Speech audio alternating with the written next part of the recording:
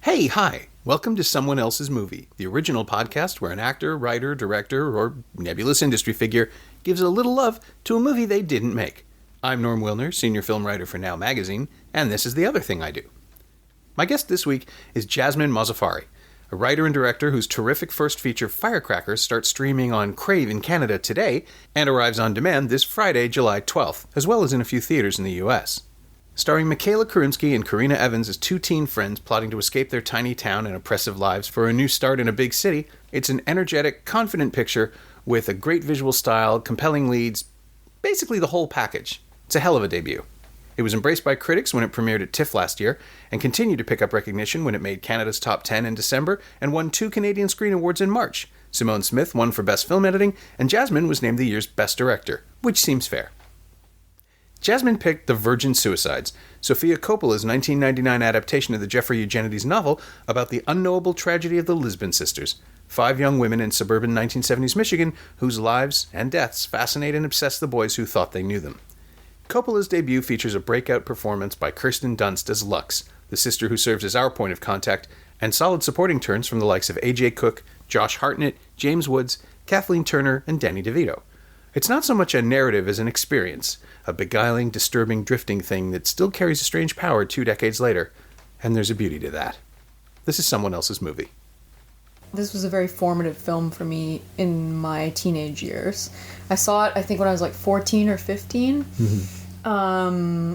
And I saw it with my sister, and I think for us it really felt like something that validated a melancholy that we had felt for a long time. And I hadn't really seen something that dealt with teenage girls specifically that honored that experience in that way. And I felt the filmmaking itself sort of stayed with me throughout the years since. And I watched it again last year with when it was at the Lightbox. I think it was last year, 2 years ago. I can't remember. With the editor of Firecrackers, Simone Smith, and we and the whole audience was there around sort of the same age, and I think it still held up. Like I saw new things in it that I hadn't seen before that I appreciated. And it's a film I return to time and time again. And it's kind of reveals new things to me, or I feel differently about aspects of the filmmaking or the storytelling. Yeah, it's something I've been wrestling with because I was not a big fan of it at the time. And mm-hmm. I'm trying to figure out if it was my own failing or, I mean, obviously it was.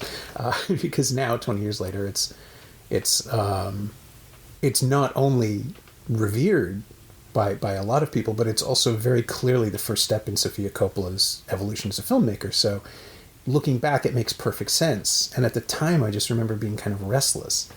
The sort of gauzy approach rubbed me the wrong way, or it just didn't feel. I don't know. I've been sort of interrogating my own response to it recently, probably because this is coming up, but also. It was covered on another podcast like it's 1999 by Phil Iscove and Kenny Nabart, and they were much more eager to embrace it the first time they saw it. And to me, it just felt like this odd curiosity. And then the more I think about it, I'm trying to figure out, was I dismissive of Coppola because she was, Francis's kid and a little lingering antipathy from Godfather 3 and all of that. Right. But the more I think about it, it's like that's actually the best possible version of a talent, right? It's to come out of that crucible of being completely disregarded and then find the other thing you do and just mm-hmm. do it so specifically. Yeah. And so rewatching it this time, it was really, I missed all of this. Mm-hmm. I'm basically starting by apologizing for not taking it seriously the first time. But right. I like what she does. Mm-hmm. I just wasn't in a place where I could notice it, I guess. And I was 30 at the time. Right. So I don't know what that says about me. Probably nothing great. Well, yeah, it's, I didn't really know who she was when I watched it because I didn't know that she was in The Godfather. I think I was sort of too young to, only later did I discover that. Yeah. Was this your first experience of her as a filmmaker? Yes, it was. And then later I went back and watched, I guess her short film, I think Lick the Star or something, because I was curious to see, which I don't think very many people have seen. It's black and white. I don't know that I've seen it, actually. I know about it, but now that you mention it, I'm always think about, like with Zoe, the piece she wrote for New York Stories as her first thing, but she was a kid, and again, her father was sort of using her as a vessel more than a creative partner, I think.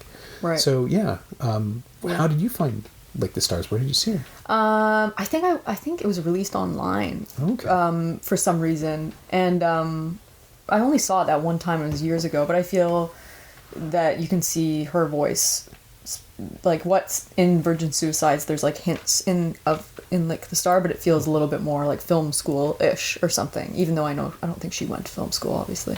Yeah. I don't think. Yeah, I feel like her dad mentored her and other people she was around, but. Yeah, well, I didn't come in knowing sort of who she was, and at the time I didn't have, I didn't know of a lot of female filmmakers in general. Like, I wasn't seeking it out until much later, or even just independent films until a little bit later in my life. So yeah, I don't know how I came across it. Probably just at like the Bandito video where I grew up. Somehow picked it out, and like I said, it like kind of validated it hit, like it struck a chord that's of something that's inexplicable, and maybe it's something that women can only understand in that sense of like what she's trying to say about being a teenage girl. And it's only one perspective of being a teenage girl. It's like a very white, like middle class kind of 70s look at it, but it still resonated. And I think that like very early in the film, it's almost like a thesis where Cecilia says like to Danny DeVito's character, right? She says, obviously, doctor, you've never been a teenage 13-year-old girl. And I always think that was like the setup for a lot of the other explorations in the film of like being like, maybe certain people won't understand this film. Yeah. Well, I mean, so much of it is about being alienated from everyone else anyway. So that's another barrier, right? If you could argue that, or one could argue rather, that it's a film about depression, or it's a film about isolation, or it's a film about being trapped in a gender role or in a social construct that you can't break out of. And the book is so much about the boys not being able to understand them that it was really interesting to watch the movie version take that and just say, the boys don't matter. Like, it doesn't matter that they couldn't understand it. That this event has happened, and it's resonating through everyone's lives, including the dead ones. It's like they have so much more presence in the film than the boys do, and they're not men. They're definitely boys. Yeah. I mean, you get that one flash forward to old Michael Pare, and it's instant. You know, like in a second, we know that he hasn't achieved anything and he hasn't accomplished anything. He's hollow. Mm-hmm. And I felt like that was Coppola sort of not cruelly or harshly dismissing him or even the book, the text, the source text, but just saying like they're not reliable narrators.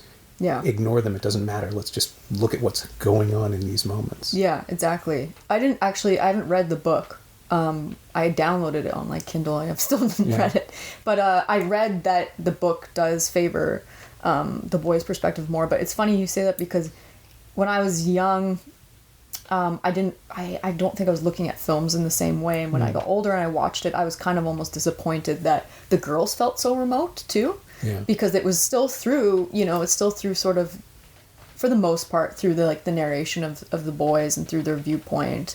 And I felt like the girls, they weren't telling their own story in a certain way. But then I thought, that's kind of the point of how silly sometimes men can romanticize women, and how obviously it's so, I think by the end you don't see it necessarily coming, that like very harsh disturbing imagery of the suicides. Yeah. Because it just kind of shows like how they were misinterpreting these like young females' emotional displays of emotional distress, or they were sort of reading into it as they were dreamy or they were ethereal, and there was a sadness I could never identify. Yeah. You hear that sort of cliche a lot as they try to articulate something they clearly just didn't understand. Yeah, and I often think about male artists in the way that they portray female characters in general, or like other filmmakers who see women through that lens still to this day. And I almost wonder if she's kind of commenting on that too in a very subtle way. Probably not, but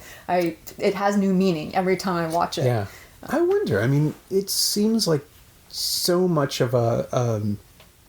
John Harkness once dismissed all of Coppola. I think he was dismissing her as by saying, Sofia Coppola, by saying all of her films are the same. They're all about, I'm pretty, I'm well taken care of, nobody gets me.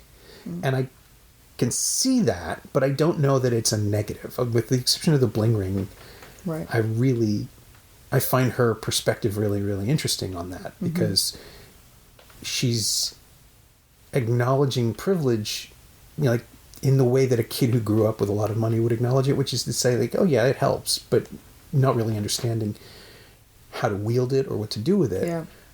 But then you see Marie Antoinette, which is all about that, and you're like, oh, she does get it. She totally understands it, and somewhere is about someone trying to be connected to his daughter, even though he doesn't really connect to his own life in a way, and it's all about the money and the privilege and the isolation. But she's making films that are so wrapped up in the understanding of understanding. Yeah.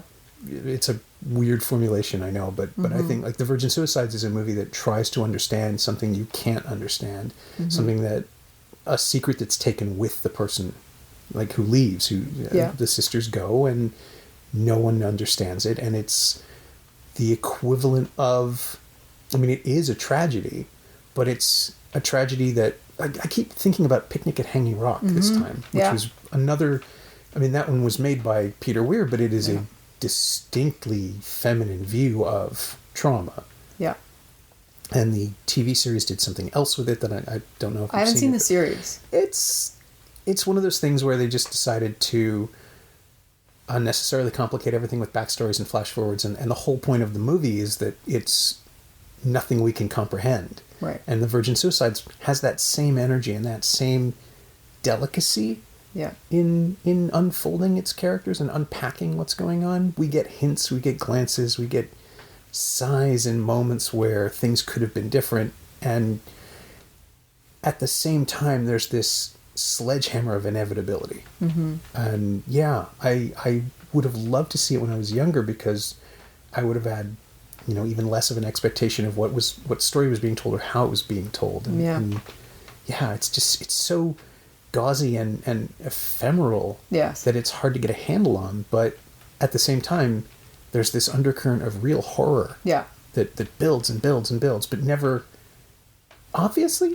I'm sorry, I'm floundering, but I that's why it was appealing to me, is like this sort of like gauziness that you speak of, like contrast against this super dark undercurrent, or like melancholy again. I really like the idea of melancholy in general. Like I feel like exploring it in film is interesting, and there's many different ways to do it, but I also like Picnic Hanging Rock too, for that, of like that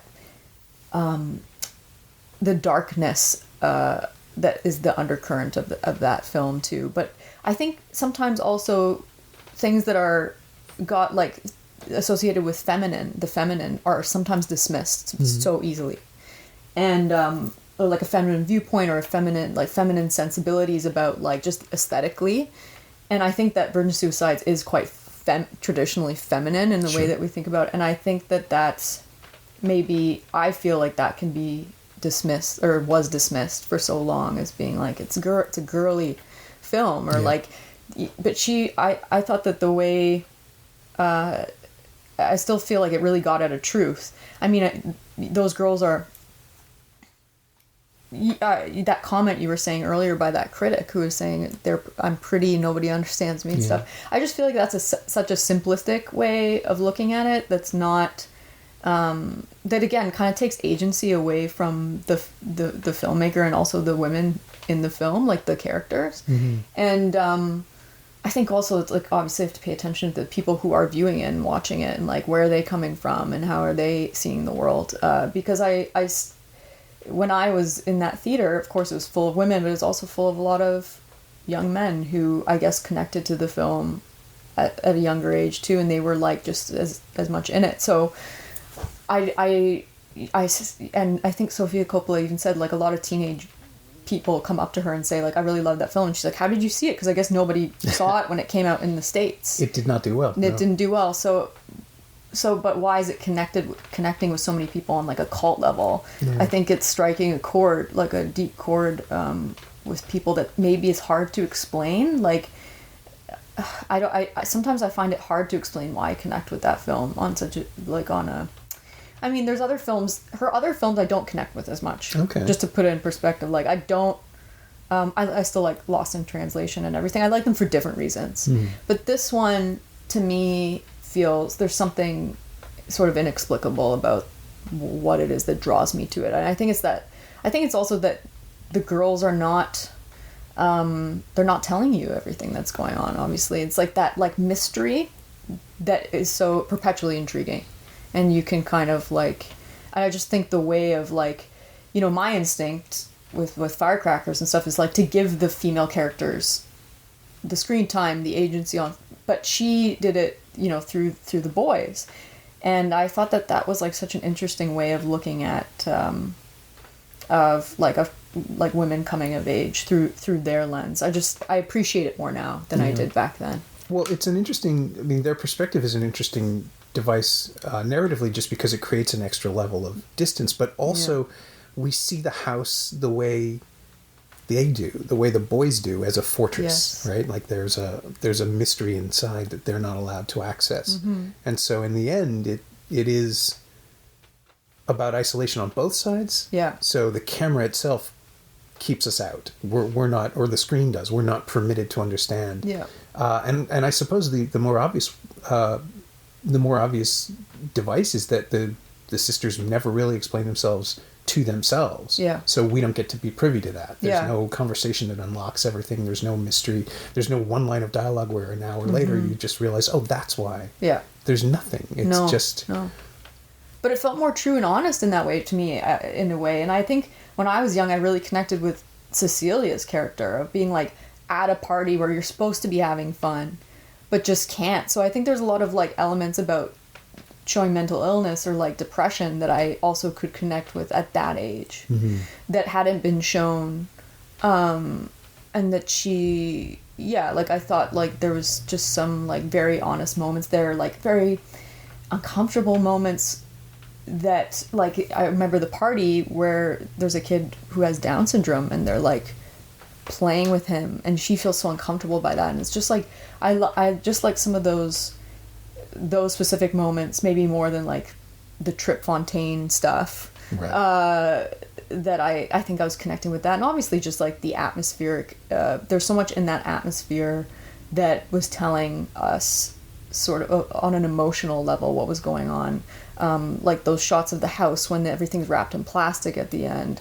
And just from the opening too, like there's just such a eeriness to that film, like a haunting quality. And I'm sure the soundtrack also helps. I was just about to say, there's this sort of hopelessness to the Air soundtrack.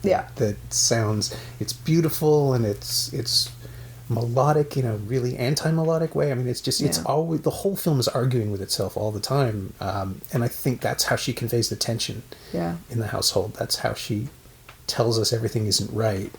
But we never see it, not directly. We never really get to understand it. And the score is... there was this vogue, I'm trying to remember who Roman Coppola got to score CQ. I don't think it was Air, but there was the same kind of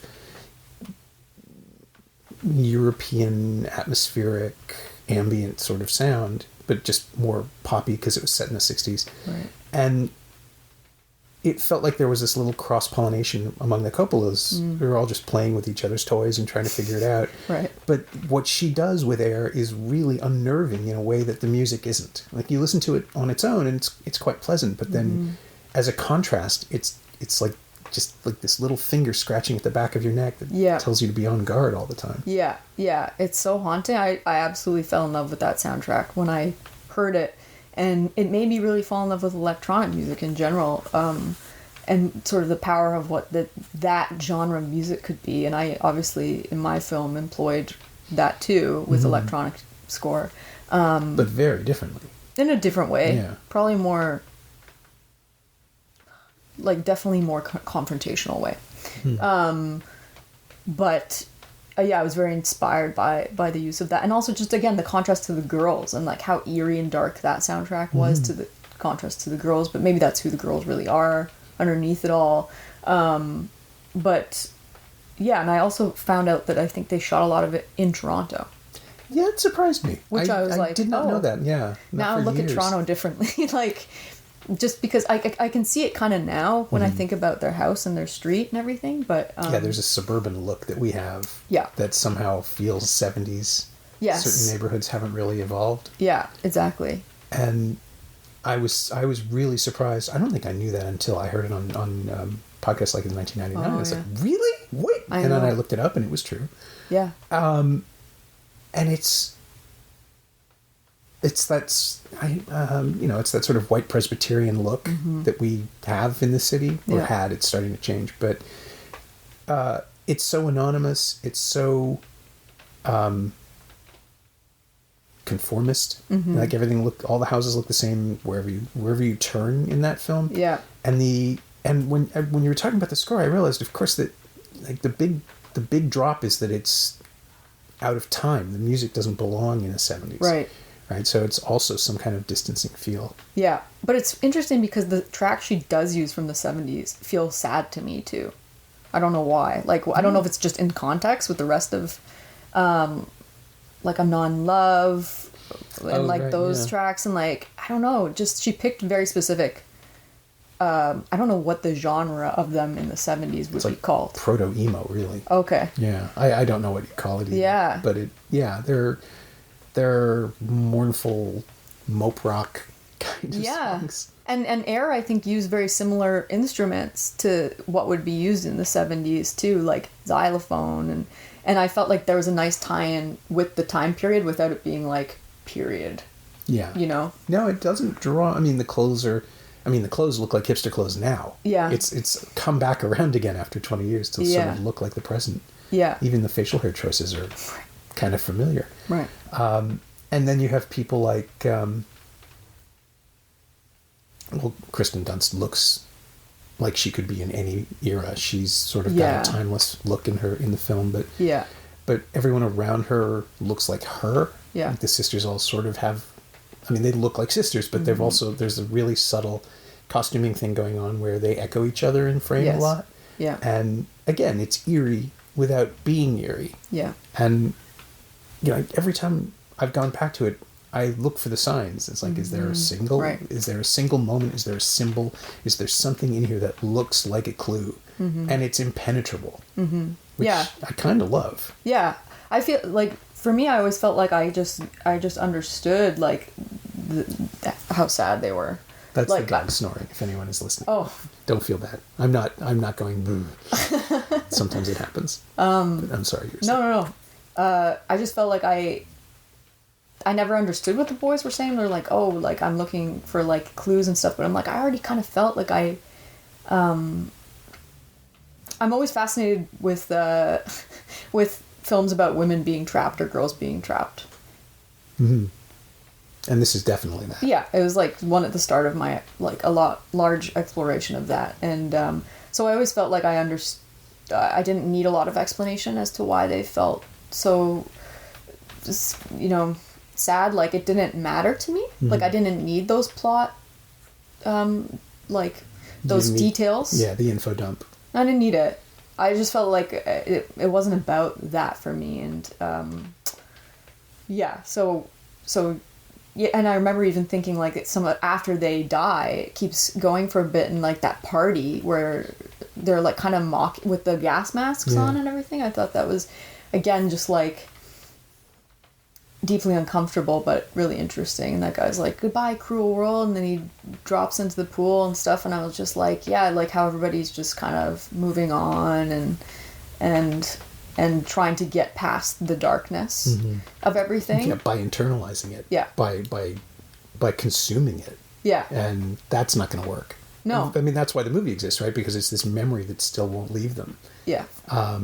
And I think, yeah, a lot of it too comes down to how the film remembers details, because we are watching a collective narrative, like a version of the story that people tell themselves. I think that explains James Woods' performance and why he's so ludicrously rigid, which of course now turns out to be the James Woods that we know. Right. But it's such a strange performance for him. Yeah. And it starts to inform the household in a way that, I mean, I think it's intentional. It's sort of this corrosive thing that's going on where he's way too wound up. There's something else we don't see, something else we'll never see. Yeah. The moment where he's talking to plants in the hallway is so, funny, but also sad at the same time. Yeah. Or when he's trying to explain planes to the boys, and I just like, oh, my heart goes. But yeah, once he gets to the plants, and that his colleagues just kind of like, oh, he's affected. Or the priest comes to visit him, and I think something weird happens there too in the house. I like all those sort of mysterious things. It's so different than the way that I've made films, and I hope that I can sort of play with more nuanced things in the future, because I feel like with my film it was such on a, like, things had to always be constantly happening, because you're kind of on this, like, these girls want to leave. If they're not trying to do that, then what the hell are we doing here? So it's like, but I like that Virgin Suicides is kind of like these moments. Yeah. And there's a building tension, but it's not in the, it has its own pace, deliberate pace. Well, I mean, Firecrackers is a film that has a much faster heartbeat. Yeah. I guess, just for shorthand. Yeah. But with the Virgin Suicides, it's already over. Yes. So there's an inevitability instead of a possibility. We're just watching people come to terms, or try to come to terms with something that happened decades earlier. Yeah. And Firecrackers just, like, it's racing towards possibility. So of course it's more energetic. But it's when you pick the Virgin Suicides, it was one of those moments where it's like, oh yeah, that makes sense. Right. Yeah. But it's a really interesting parallel, like 20 years apart. Yeah. These two completely different takes on what it is to be a young woman feeling powerless, even if you aren't. And in one case, the only power the sisters have is to take themselves out, take themselves away, to end it. And in Firecrackers, that's just not even an option. No, I think when I think about films like even Thelma and Louise, like, again, there's that theme of women, and you see this also in something like Mustang, where one of the characters takes their own life. Like, there's a theme of women ending their lives to find freedom. Right. Which I find to be like, I can't believe we're all not, like, looking at this and being like, look, like, what is this actually saying about our society? If this is a narrative that's been in several films. Oh, yeah. So and is accepted, right? As a reasonable response to things. I still think The Simpsons nailed it when Homer watches the end of Thelma and Louise and says, like, oh, they're going to kill themselves to teach us men. It's like, that's not an answer, but it would it appeals to Homer Simpson. Yeah. It shouldn't appeal to the rest of us. I mean, and it's not exclusively, hashtag not all women die this way, at least to teach men a lesson. It's One Flew Over the Cuckoo's Nest. There's all sorts of films where men do it as well. And it's still weird and wrong, and it's like such an empty victory. Yeah. And I still remember thinking about Thelma and Louise, like when I saw it in 1990 at the screening, when it ended, it was just like, okay, that was a woman wrote this. That's a weird way to end this film. Like, I just don't get it as a narrative device. Right. I mean, unless you're dealing with, and to go back to James Woods, like a Videodrome situation where the character kills himself to end the movie, and it's not a victory. It's perceived as such. Like the idea that it's triumphant to kill yourself. I don't buy it. But I don't think it's triumphant. I think it's more that these people feel like they have no other choice to feel free. Like I know we're not talking about Thelma and Louise, but like they specifically left a life where they felt like there was no freedom. And the only way to be free in that situation was to end their life. And I wonder if, like in Virgin Suicides, if that was a similar feeling for some reason. I don't see it. I don't see it as a triumphant thing at all. I think it always comes back to freedom. It's something that, I think that, and like same thing in Mustang with one of the girls. doesn't want to be married off, doesn't want to be molested by her dad anymore. Right. Is like, I don't know if it was to find freedom, but I can also understand it. That's a narrative formulation that makes sense. Yeah. Just in terms of being pushed into a corner and feeling like you have no choice. Yeah. Thelma and Louise spends the entire movie getting them to that point, Yeah. and it feels manipulative. It feels artificial, like the characters are being manipulated. Right. In Mustang, yeah, it definitely feels more organic, Right. and believable, and then the Virgin Suicides has the characters be, for the most part, teenagers, where everything you feel is the most intense feeling you've ever had, and I've never been a 13-year-old girl, Yeah. but I understand the absolute desperation that comes with being a teenager and never, like, having no sense of control and no sense of agency, and I get where that's going, and of course the film is slightly poetic and aestheticized, and it's unrealistic from the beginning, so you can believe that something like this would happen in this world.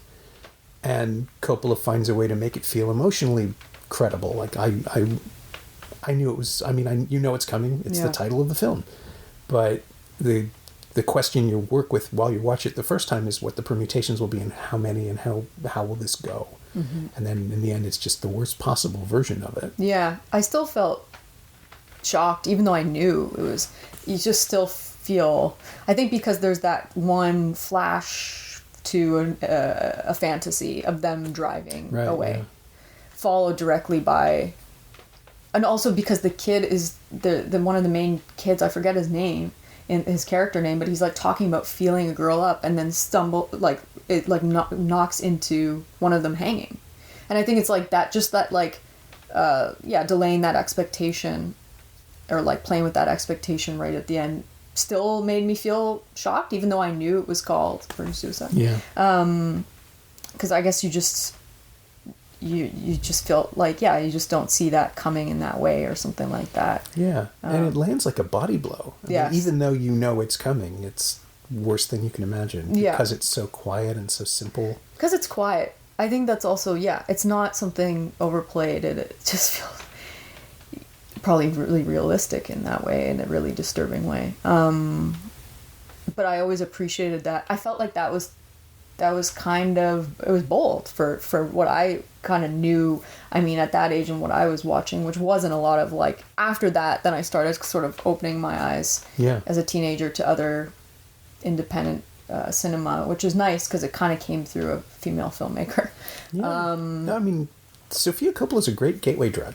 Yes. Like, you learn about all the other disciplines and all the other storylines, and she really does, given how specific her focus of interest, her field of interest seems to be, she really does change it up. I mean, she makes films in different eras and different contexts, from different perspectives. And so where did you go from there? Gus Van Sant. Okay. I really like his Jerry and Elephant, and like, I guess sort of the death series, right, more than like Good Will Hunting or something like that, because they, again, kind of, I obviously like very atmospheric films about like that have, I think, that darkness to them. I think maybe they all have a lot of death in them. I realized, but I didn't stay there. I didn't stay in that section. I ventured off into other forms of filming, especially like social realist cinema a little bit later. But I feel like her and Gus Van Sant, to me, had like this really good handle on giving information to the audience through atmosphere. And like feeling. But again, Jerry was not popular when it came out. I think a lot of people hated it. No, it was I think it was booed at Cannes or something. Oh, yeah. I love it. I think it is one of his best films, because just it strips away everything, including verbs. It's just it's so great at that, at reducing everything to behavior and moment to moment realizations. And when you finally realize just how bad it is, it becomes a commentary on male bravado, but unconsciously, I don't know that he knew that when he was making it. He said he found it in the editing room. Oh, really? And it's like, how? Right. Because the script alone would have to be just so simple and direct. Yeah. But it's also as evocative and unreadable, like both Elephant and Jerry are, Yeah. as the Virgin Suicides, because they're not movies that disclose a great deal about their characters. Yeah. You know, Elephant sort of taunts you with all the different ways that things could happen, and then in the end refuses to give you a reason. Just he used every myth about the Columbine shooters to Right. to fill in those characters' blanks. And you know, some of it's real, some of it's just rumor, but if it's all there, then like none of it means anything. And Yeah. it's just more disturbing that way. Yeah, yeah, that's true. I never really thought about it in that way, and I think talking about it now, I'm like, oh, there is such a similarity between those three films, but yeah, I forgot. I lost my train of thought there. What I was gonna say. You were saying that you spent some time in a morbid wave Definitely, of cinema, and associated with my teenage years. but that makes sense. Which makes sense. of course. Super moody person, and I don't feel like that really ever left me though. Like I feel like it's always there, but yeah, same with Elephant. I think what I was gonna say is they feel to me what I think at the time I discovered them in my life feel very American. And then obviously what I thought of as American cinema changed the more I was exposed to, especially like 70s cinema, which seemed to probably influence those specific filmmakers too, like just so, based yeah. on their age and everything. But to me, they feel like Jerry, like Virgin Suicides, even though it was shot in Toronto, like feels very American, or what I sort of thought of as American filmmaking or indie filmmaking. Yeah, it definitely conforms to a certain type of cinema that was very present at the time, like Yeah. the post Van Sant stuff, I guess, Yeah. because he was already shifting into the mainstream, and she was coming out of whatever she was watching, right? Like we're all Yes. shaped by what we experience, and Yeah. what we consume, and what we like. Yeah. But yeah, it feels But the characters too across those films kind of have like a distinctly American. Yeah. distinctly, or like, yeah, and I wonder if that was like a reaction to like what came earlier, like in the 80s or something like that, because they're like they're so like withdrawn, a lot of those characters. Yeah, I mean they're American, but they're not idealized Americans. No. I mean using like sort of he casts Matt Damon against himself in Jerry, Right. because he's not the super confident, competent man. And the Virgin Suicides builds a mythologized version of suburbia Yeah. from the 70s that's still, again, just using Michael Pare was just a stroke of genius. I remember I laughed out loud in the theater, which was sort of disrespectful, I think. But it's just like, oh no, of course, if you need a shorthand for a guy who didn't achieve his potential, Yeah. and this is not meant to be disrespectful to Michael Pare, but you pick a guy who was positioned as a major movie star and it didn't happen, and then 15 years later, it's like, oh, that guy. Yeah, I get that. Yeah.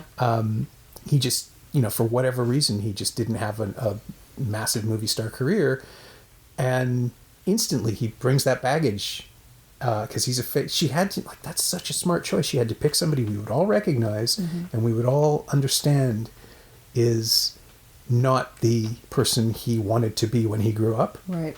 And it's just so smart. That little decision alone has just made that movie stand out for me. Right. For years and years. It's like, no, this is someone who thinks very carefully about what she does. Yeah. And it extends to Lost in Translation, where you can say that the whole thing is her story about going on a press junket with Spike Jonze and how this character is probably Cameron Diaz. And it's like, it's irrelevant ultimately because she's picked people who are just as interesting on their own. And the scene where she gets the apple box in Somewhere for Stephen Dorff to stand Right. on next to Michelle Monaghan, who is very, very tall.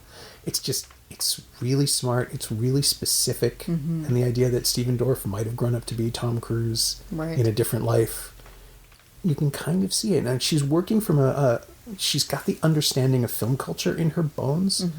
And that Michael Paré moment is just, and again, casting James Woods probably as well. It's Yeah. really smart, playing him against decades of an established persona.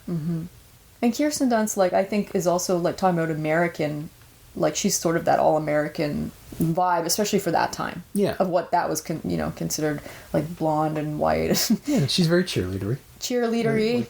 Even the name Lux is sort of speaks to a certain level of Yeah. elite position, just evolutionary, like Yes. genetically. Yes, for sure. But I remember reading that Sofia Coppola wanted to pick her because she felt like as an actress she had a dark side to her, or darker side to her, which I thought was interesting. Like, again, a very deliberate. She knows how to deploy this stuff, and that made me just lean in closer this most recent rewatch, because I realized we barely discussed the plot. I don't think there really is one. Yeah. But just in terms of encounters and moment-to-moment scenes, is there anything that you wanted to zoom in on? Because it's all just sort of a... Like, the only thing that I can track right off the bat is, of course, like, Lux's obsession with Trip and that sort of stuff. But that, to me, was the more, like, the least interesting stuff to me of the film. Like, it's still... I think it's fun. Mm-hmm. It's nice to have that as, like, a fun aspect to the darker qualities of it. And, like, you have that heart moment with like... is that song called Magic Man? Oh, yes, I think it is. Is it? Yeah. Like, just like that, I think is so... a lot of people think of that moment, I think, as like an iconic moment. And I'm like, yeah, like, there's that sort of tracking of him. And his character is kind of interesting, I think, because, again, it's like... just, yeah, idealizing this person in a very superficial way who, yeah, doesn't end up being anything, which I think just, like... when I think of my high school experience, like, very true. I just feel like there's that was kind of fun and interesting to me. But yeah, like, the plot, I never really think about it too much with that film. It's like not the thing I latch on to. Yeah, but sort of blurs out. Yeah, yeah. There is a progression from scene to scene, but it really is just about the experience of sort of soaking in the moments. Yeah. Yeah, the lack of a distinct story actually kind of helps, because you feel as helpless as a viewer. You don't really know where it's going, but you sort of do. And this amorphous dread that starts to suffuse the film. I mean, almost from the beginning. Totally from the beginning, and throughout in like different ways. I think like I said, like the prom stuff, and like there's like those highs that keep you kind of like. I think they're so necessary, right? Like, otherwise it would just kind of, like those darker moments probably wouldn't resonate as much if those... And I think about that too when I was doing Firecrackers a lot. It's like you need to have some moments of levity or moments where you feel safe and okay for an audience to latch onto it, and I think for Virgin Suicides, that's important, that they have those like moments of levity, or even that like dream sequence. It's not a dream sequence. Again, the guys are reading the journal, right? Yeah, it's a fantasy. Fantasy. Lots of fantasies in the film. But yeah, that, and like there's some Super 8 footage, and then like Kirsten Dunst doing like the hula girl thing in the field, and like Cecilia's alive again. Yeah, it's so dreamy. The film's so dreamy, but which I think would bother me, honestly, if it didn't have that other element to it where it was actually getting at a darker truth. Because I'm not necessarily drawn to like super feminine aesthetic things necessarily, but I think that because it was hinting at something deeper and darker, it drew me in. I thought it was clever. And I guess like even Gus Van Sant's films have that dreamy quality, the ones that I was talking about before, which I tend to like over and over again. I keep coming back to that as like sort of the... I mean, even I guess like people like Terrence Malick, or even like Chloe Zhao now, like has like dreamy qualities to the aesthetic of their films, and I always somehow that resonates with me, and I don't know why that is. Just is it chasing something transcendent in the middle of... Because they tend to be set in fairly unpleasant places too. Yes. There's not a lot of hope. Yeah. In the real worlds of the characters. Yeah. So maybe it's just that the chance of escape. I mean.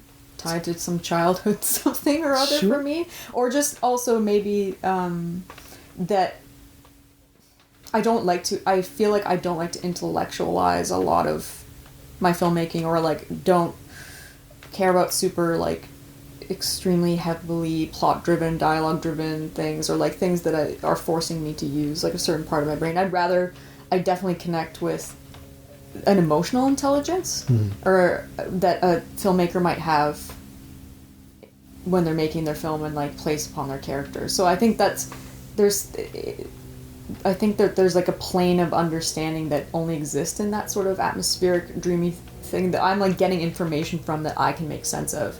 That's not super intellectual. I think music does that for me too. It's like there's some sort of like truth being transmitted, but it's not through words. It's not through plot. And I always I really appreciated that in the films of, well, specifically with Sofia Coppola, Virgin Suicides. Like I said, like the other ones I felt I didn't connect with as much. Right. I still like them, but I would say that a filmmaker like Andrea Arnold had her whole body of work had a bigger impact on me, but specifically Virgin Suicides has stuck with me over time. Yeah, when you mention social realism, it's like, oh yeah, Andrea Arnold has that in spades, but she also has those incredible breaks from it and stylization. There's definitely a continuity, true. Right? Yeah, it's true. Yeah, like it's interesting to talk about this now because you start thinking about your own work in a different way. You're like, oh, what does this mean? Yeah. It's like a therapy session. Yeah, that was weirdly enough, that was the reason behind the podcast in the first place. Just cool. The idea of illuminating somebody through their not necessarily influence, but through the things that they already gravitate to. Yeah. So, and that does sort of bring us to the capper, which is the same every time. What is it about, if anything, about the Virgin Suicides that you've borrowed or stolen or lifted or absorbed into your own creative DNA? I feel like I've stolen a lot. Well, I think like those things I was talking about, like connecting with using the atmosphere as a way of telling information to an audience, transmitting information to an audience that they are maybe not conscious of, that they're absorbing. It's through a mood rather than through a specific plot line or plot device. And then also, obviously, being very inspired by the Air soundtrack and how it was used, and kind of thinking about score in my own film as a way to underscore a dark tension that may be existing even in a bright, fun, sunny, like kids running around on a beach thing, but the score is like horrifying and like grinding, and I kind of definitely borrowed that or stole that from Virgin Suicides. And then obviously looking at women who feel trapped in some way. I come back to that theme a lot, just in terms of what I'm interested in literature and films, but also in the stories that I want to tell. I don't know if I'll always keep telling that story. I think there's many ways to tell it, but I definitely kind of started there. I think it kind of started with the Virgin Suicides and then led me down a path of discovering other films that deal with that topic. Picnic at Hanging Rock being one of them. Yeah, I mean, it's not a new idea. No. Right? It's just so much more complex now. There are so many more places to take it, and you can... again, it's the shorthand of, it's Homer Simpson's, like, oh, the patriarchy. It's kind of the problem in Thelma and Louise, is that no one will listen to them, and they also are trapped in a movie that is engineering them to go in this direction. Right. Picnic at Hanging Rock and Virgin Suicides are much more oblique about how and why, and I mean, I think Virgin Suicides removes the why entirely by the time we get there, which is what's so unnerving about it. And Firecrackers is just... it's about people who look at hopelessness and then just go, no, fuck that, we're not doing that. I kind of love that. Yeah. I guess that was like looking at the films that I was inspired by, or something like Virgin Suicides, and being like, that is a way to deal with this topic, but I want my female characters to have more agency. I want them to talk about why they're unsatisfied or be confrontational, and not passive. And I think that was a reaction to something that inspired me too, which I think is kind of cool when that happens. I mean, it's an answer film in a weird way. Like you're in communication with the thing that inspired you. Yeah. Wow, Norm, like illuminating, just like therapy session. That's what I'm here just like, for. oh yeah, I'm gonna be thinking about that now. And it's nice to have those conversations, because I think you need to examine yourself in context to your art and your influences, and I don't think I do that enough. I'm happy to provide a platform. Yeah. My thanks to Jasmin Mozaffari, whose terrific first feature Firecrackers is available on Crave right now and will be on demand and on iTunes this Friday, July 12th. It'll also be playing theatrically in a few major cities, so check your local listings. Thanks also to Ali Lemaire. She knows what she did. Jasmine's not on Twitter, but you can follow her movie at _Firecrackers, and you can find The Virgin Suicides on Blu-ray and DVD in an excellent special edition from the Criterion Collection, featuring an essay by a friend of the show, Megan Abbott. That's cool. It's also available on iTunes and Google Play, though it's not yet available on the Criterion Channel, although the Criterion Channel does have Sofia Coppola's short film Lick the Star, so you can find that if you want to. As always, you can find me on Twitter at Norm Wilner, and elsewhere on the internet at nowtoronto.com. You can also find this podcast on Twitter at Semcast, SEMcast, and on the web at someoneelsesmovie.com. If you feel like leaving a review on iTunes or Apple Podcasts or wherever you enjoy the show, that would be greatly appreciated. Every little bit helps, it truly does. Thanks for your support, and thanks for listening.